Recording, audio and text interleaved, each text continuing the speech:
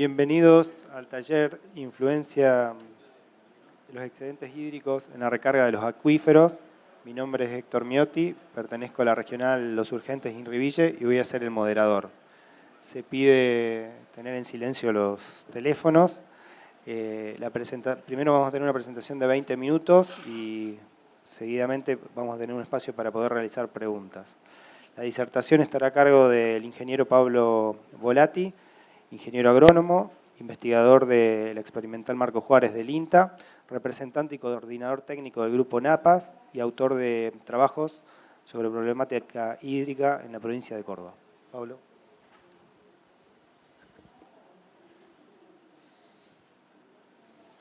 Hola, hola. Bueno, buenas tardes a todos. Gracias a Presid por la invitación. El tema, como bien dijiste, Héctor, es la influencia de los excedentes hídricos en la recarga de los acuíferos libres del sudeste de la provincia de Córdoba. Más precisamente, a la información que me voy a referir, esa información generada en INTA Marco Juárez con datos del Observatorio Meteorológico de INTA Marco Juárez. Para ello, y para arrancar, los acuíferos libres cercanos a la superficie se encuentran en equilibrio con la atmósfera. Su nivel oscila en relación directa con respecto al aporte que generan las precipitaciones y el consumo por evapotranspiración.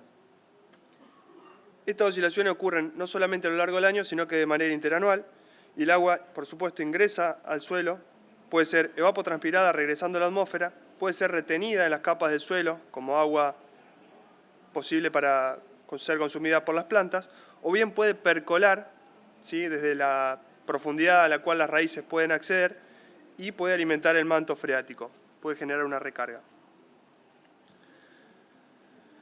La presencia de napa cercana a la superficie puede afectar a especies sensibles por la falta de aireación, como vemos ahí en la foto de la izquierda, o bien puede contribuir significativamente al consumo de agua de los cultivos, como ustedes ven ahí en la imagen a la derecha, en un momento en el cual las precipitaciones pueden estar faltando. Yo siempre digo que es una segunda oportunidad para aprovechar el agua de lluvia, ¿sí? La primera fue cuando no pudimos captarla o retenerla en el suelo y percoló hacia la recarga de la napa, y esta sería la segunda oportunidad en el caso de que un cultivo pueda absorber agua de napa en un momento que le haga falta porque las precipitaciones escaseen. Los sistemas productivos del sudeste de la provincia de Córdoba se caracterizan por estar bajo la modalidad de siembra directa y casi el 70% está en manos de arrendatarios, que pagan, por supuesto, una renta fija en quintales de soja. Por cuestiones de rentabilidad y falta de fomento de los demás cultivos, en la actualidad la soja ocupa casi el 80% de la superficie sembrada, desplazando gramíneas de verano, que no superan el 15%, y pasturas perennes que ocupaban la mayor parte del área en los años 70. El objetivo de este trabajo fue realizar una comparación entre lo que realmente pasó, ¿sí?, las películas que vimos del ascenso de la napa freática, versus dos situaciones diferentes, que una sería, por ejemplo, qué hubiese pasado si en el año 2000, cuando implementamos casi el 80% o más de la superficie bajo sistema de siembra directa, qué hubiese pasado si lo hubiésemos implementado de la forma que realmente las instituciones y los técnicos de aquel momento lo proponían, que era con una rotación del 33%, por ejemplo. Y otra situación hipotética hubiese sido qué hubiese pasado con la napa freática si hubiésemos dejado el sistema productivo como era en 1970. Con los datos de los registros históricos de precipitaciones y de profundidad freática aportados por la Estación Agrometeorológica del INTA Marco Juárez y sumado a datos de porcentaje de participación de cada uno de los cultivos y el consumo de agua de cada uno de esos cultivos, se elaboró un balance hídrico simplificado de la serie 1970-2014. Estos son datos o bibliografía citada respecto a las eficiencias de uso del agua y a los usos consultivos, con los cuales utilizamos en la fórmula, ¿sí?, para calcular cada una de las situaciones o cada uno de los balances hídricos anuales.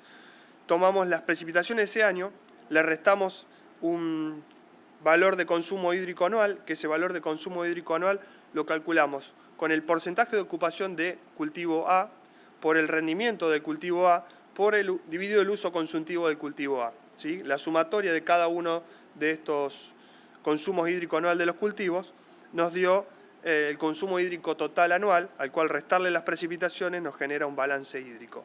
Por supuesto que a cada uno de estos cultivos o sistemas de cultivo se tuvo en cuenta el consumo de agua durante el barbecho, más lo que consumió durante el periodo de cultivo.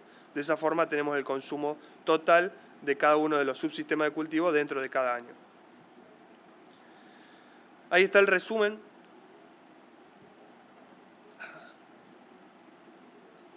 Se ve feo. Bueno, el intermedio, ahí que se ve entre los dos, no sé por qué debe haber una incompatibilidad entre los PowerPoint, ¿sí? Nos da que este prorrateo de 70% de soja de primera, esto es el valor representativo de una hectárea del departamento Marcos Juárez. ¿Cuánto gasta o cuánto consume de agua una hectárea del departamento Marcos Juárez con los rendimientos de Marcos Juárez? El 70% está ocupado por soja de primera, 13% maíz de primera, 6% aproximadamente trigo soja, 2% trigo maíz y un 8 a un 10% de pasturas o de superficie que no son cultivos agrícolas y que por alguna razón están con algún cultivo consumiendo durante todo el año. En este error de diapositiva figura esos 753 milímetros, que son los milímetros que se consumen por hectárea por año en el departamento Marcos Juárez. Sabemos que llueven aproximadamente 908 milímetros en promedio anual en Marcos Juárez, por ende tenemos un excedente promedio de 180 milímetros.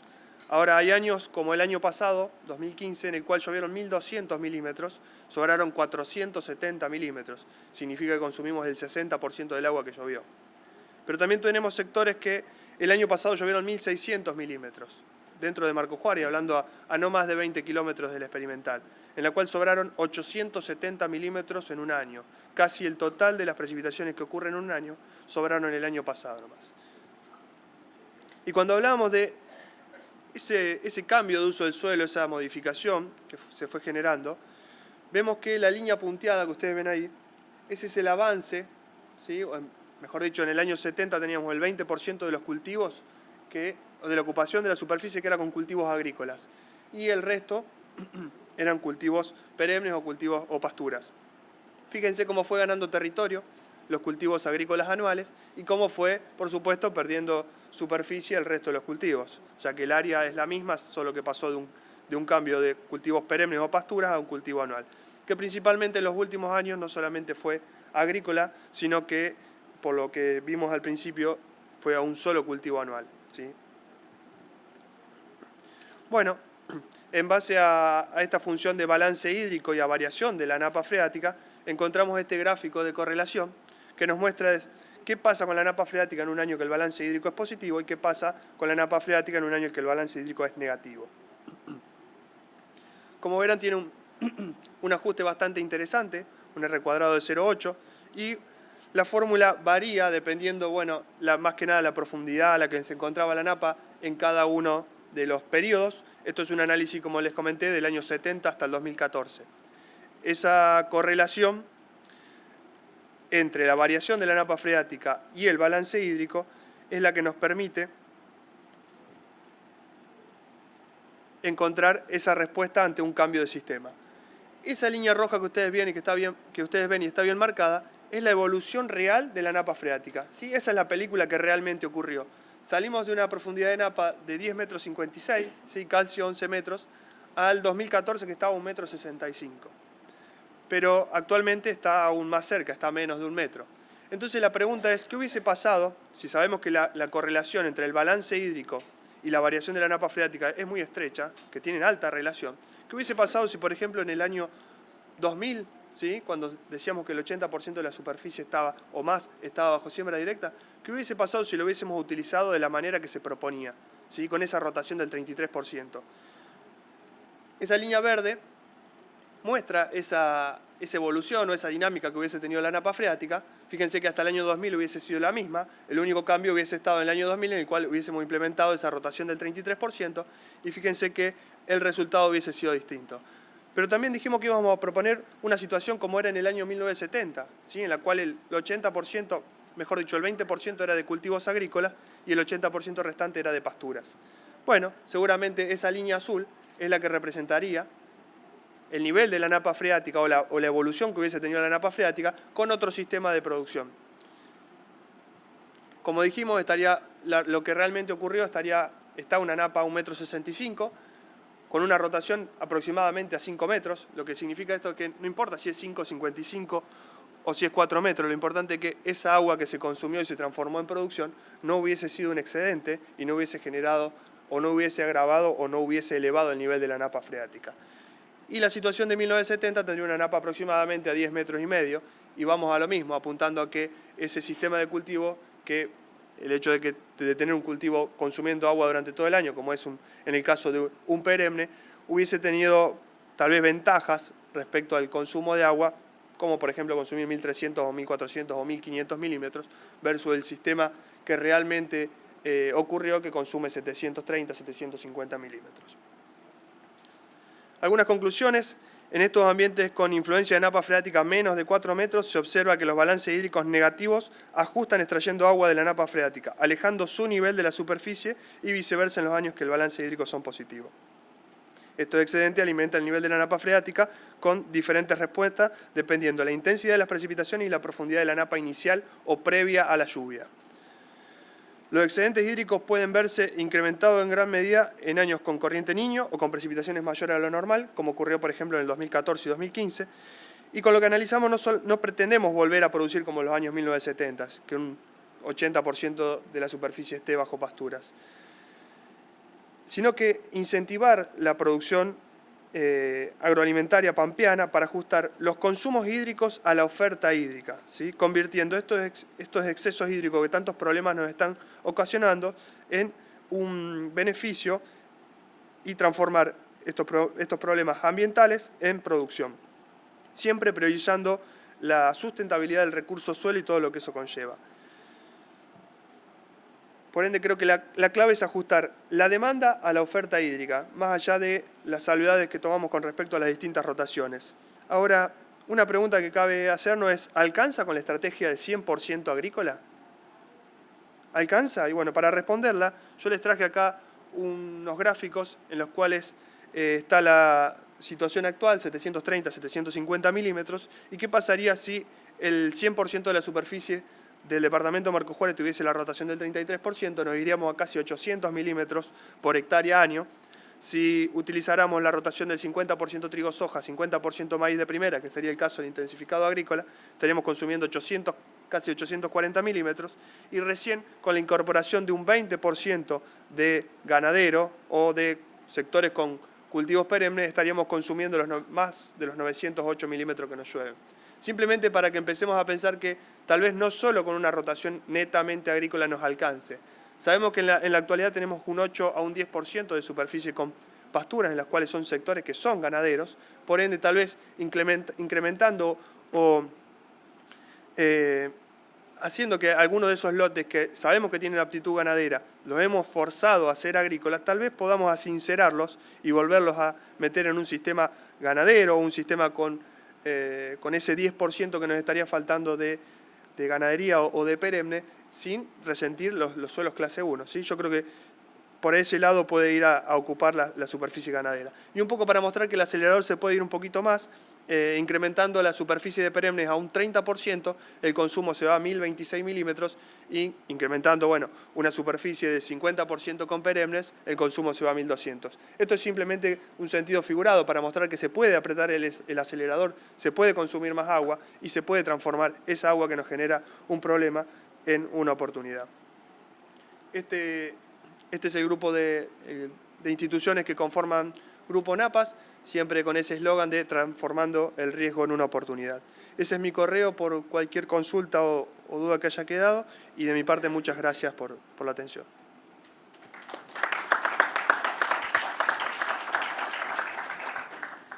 Muy bien, ahora disponemos de tiempo para preguntas.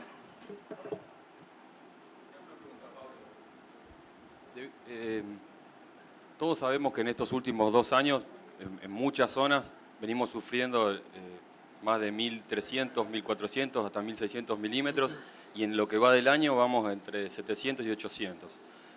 Yo trabajo en varias localidades y en varias zonas en las cuales están sufriendo este tipo de cosas, y sabemos que tenemos que producir y consumir este agua excedente. Pero yo quisiera saber si vos tenés, o el INTA está viendo, cuáles son cómo poder minorizar o cómo interpretar los movimientos de la napa debajo del suelo. Yo lo que veo yo, cultivos como el maíz, con los cuales yo trabajo bastante, vemos que tienen un estrés, que es la anoxia, que vos normalmente vas al campo, ves que el cultivo está muy lindo, todo perfecto, pero después cuando llega la hora del rendimiento tenés un detrimento del rendimiento y le echás la culpa a montones de factores, pero es la napa, que no lo vemos. ¿Ustedes tienen algún informe o están viendo ese tipo de movimientos, si se da nocturno, si se da en secuencia de la luna? No sé, te pregunto, por ahí es una pavada, pero me parece que quisiera que ustedes me lo puedan resolver, si es posible. Sí, sin duda que uno de los cultivos que más denota la presencia de napa es justamente el maíz, es el más intolerante a la napa cercana. En ese tipo de lotes, lamentablemente en ese tipo de años hay que cambiar la estrategia.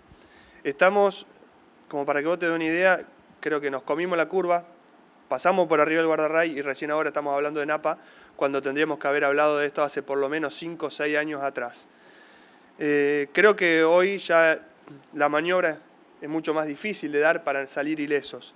Por eso muchas veces hablamos de mitigación y tratar que este efecto sea lo más, pasarla lo mejor posible dentro del problema que ya es. Yo creo que la estrategia hay que ajustarla. Uno de los pilares es este pilar verde, que es el aumento de la evapotranspiración, y otro de los pilares es el pilar azul, que siempre decimos que son las obras hidráulicas, y en esas obras hidráulicas entran los canales, entran los ríos, entran los arroyos, entran los drenes. El problema es muy complejo y el problema nos afecta de manera colectiva, por ende la solución es de manera integral y colectiva.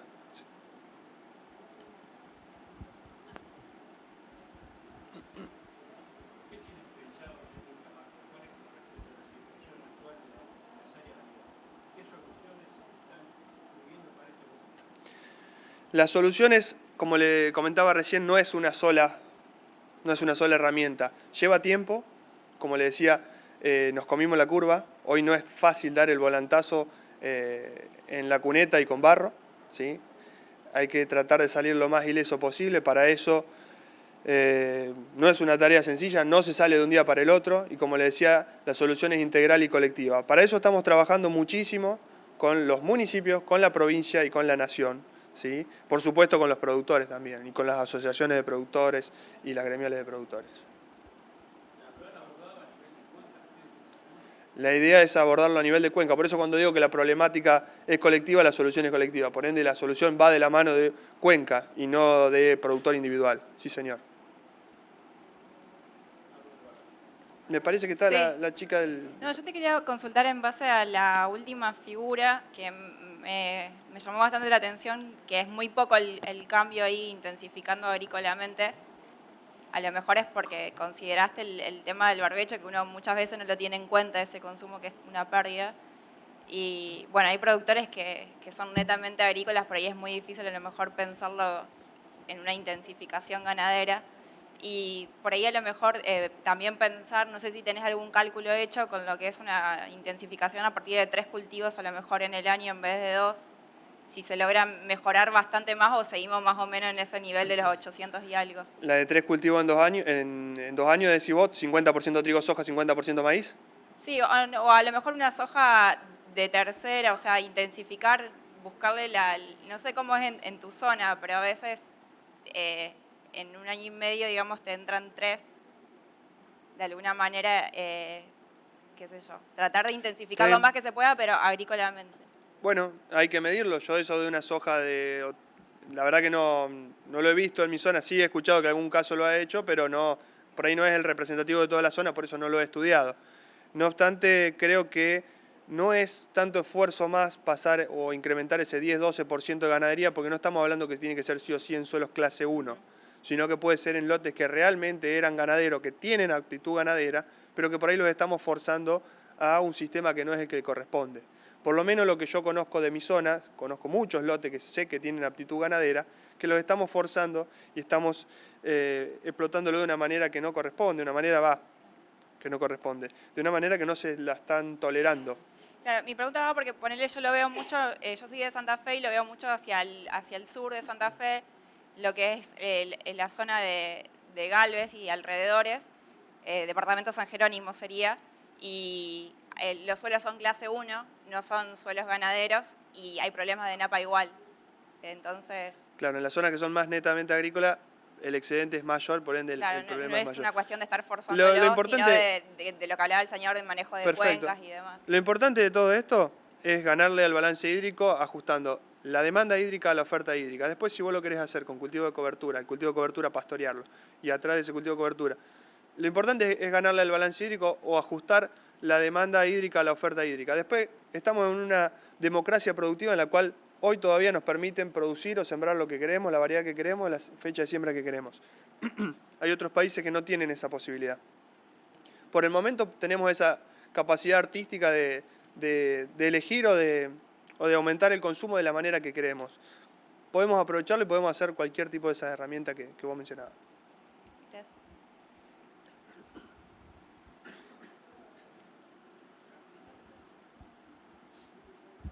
Pablo, a partir de abril, digamos, cuando levantamos la soja, estamos empezando a planificar la nueva campaña. ¿Cuál creerías que sería la altura de napa para decidir? ¿Tenemos que sí o sí hacer doble cultivo o podemos arriesgar a no hacerlo, ¿no es cierto? Como para no complicar el cultivo de gruesa. Perfecto. Y acá entran las estrategias de si es niño o es niña. El tema es que la campaña esta siguiente era niña y ligamos 90 milímetros en junio, ¿sí? O sea, fíjate que tampoco la solución pasa solamente por un clic. Tal vez yo te hubiese dicho que una napa a menos de 1,5 metros directamente va a un cultivo de fina, ¿sí? Para tratar de ganar el balance hídrico en el periodo invernal, reducir el nivel de la napa. Pero vamos aparte de lo mismo, la solución es integral. Por más que vos tengas un lote en el centro de una cuenca y vos hiciste el mejor trabajo para consumir el agua y el resto no lo hizo, lamentablemente te vas a frustrar. Y vas a venirme a decir, Pablo, vos sabés que no sirve. Y yo te voy a decir, claro que no sirve, porque lo hiciste vos solo. Si lo hubiese hecho toda la cuenca sería totalmente distinto el resultado. Por eso el problema no es técnico, el problema es de organización.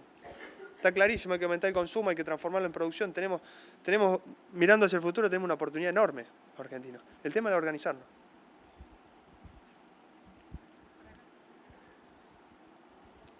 Pablo, una pregunta. Lo que es en recarga de acuíferos, la cuenca, porque generalmente cuando hablamos manejo de cuencas hablamos para escurrimiento de aguas superficiales. ¿Cuántas cuencas o qué superficie abarca o aporta, por ejemplo, la cuenca del sudeste, que es lo que tendría que manejarse con este aumento de consumo, que no es, como decís vos, no es de un lote, sino en general? Exacto. Eso se va a trabajar, se está planteando para trabajarse con el Ministerio a través de los consorcios de conservación de recursos naturales que van a nivel de cuenca. Muchos de ellos ya tienen delimitada la cuenca a través de los consorcios canaleros, ya hay parte de ese trabajo. Yo no te lo sabría decir exactamente en este momento porque no es mi especialidad, pero a través de esas cuencas que vos nombrás, en las cuales están trabajando los consorcios canaleros y los cuales creo que va a venir parte de la solución.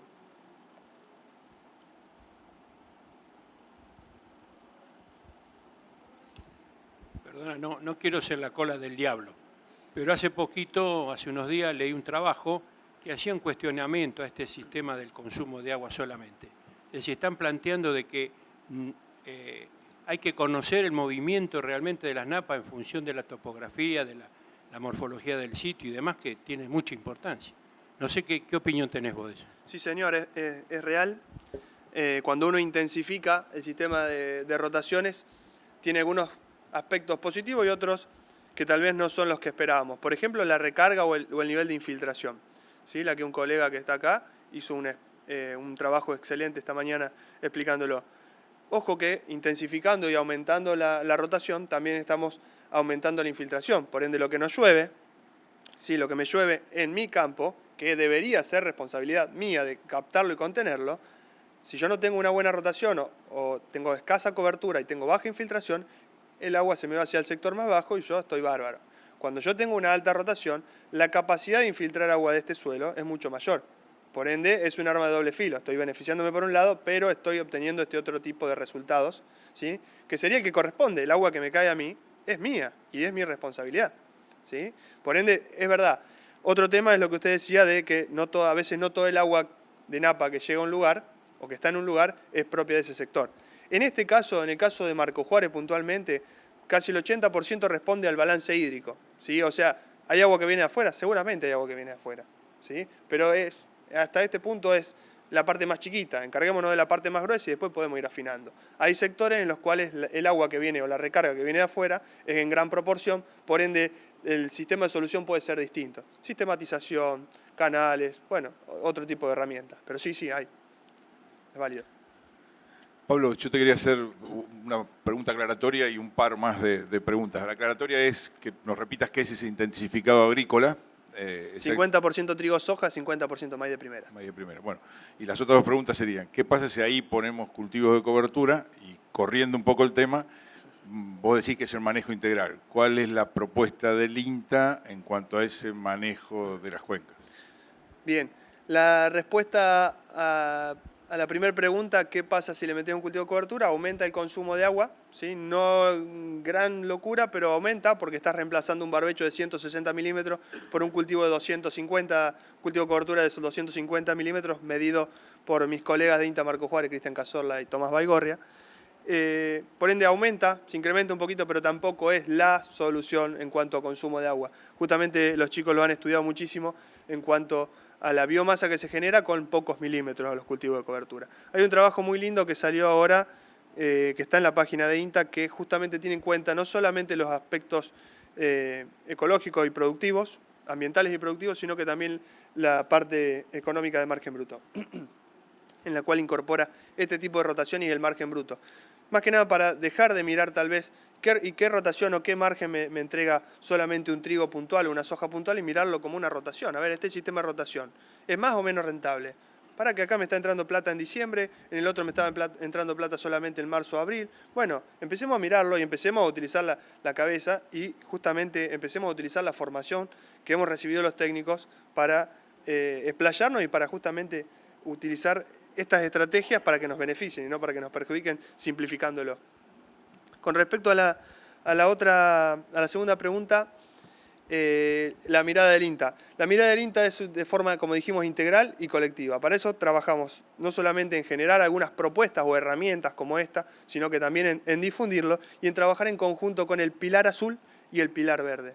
¿Sí? En esta presentación no está, pero yo suelo hacer como la solución o las estrategias para reducir los riesgos a mediano y largo plazo descansan o se sustentan en base a varios pilares o un conjunto de pilares. Yo lo llamo como un Tetris que se arma, en el cual está el pilar azul, las obras hidráulicas, la sistematización, el pilar verde, que es el ajuste de la oferta, el ajuste de la demanda a la oferta hídrica, jugadores como los profesionales, ingenieros agrónomos, veterinarios, los productores como jugadores fundamentales y, por supuesto, el Estado municipal, provincial y nacional. En ese grupo de personas o en ese conjunto de personas es donde, a mi punto de vista, están las estrategias para reducir los riesgos a mediano y largo plazo. Y es un problema, como decía, de organización. Sabemos que tenemos que cambiar el sistema de producción o corregir el sistema de producción en algunos puntos, pero muchas veces somos por ahí, no hemos tenido tampoco tanto tiempo desde la quita de retenciones y de los ROEs para estabilizarnos, pero creo que muchas veces somos medio reacios al cambio y eso va a llevar su tiempo. Por ende, quiero dejarlo aclarado que esto es algo que va a llevar su tiempo, no es de un día para el otro la solución, sino que va a llevar su tiempo y necesita de la colaboración de cada uno de los actores.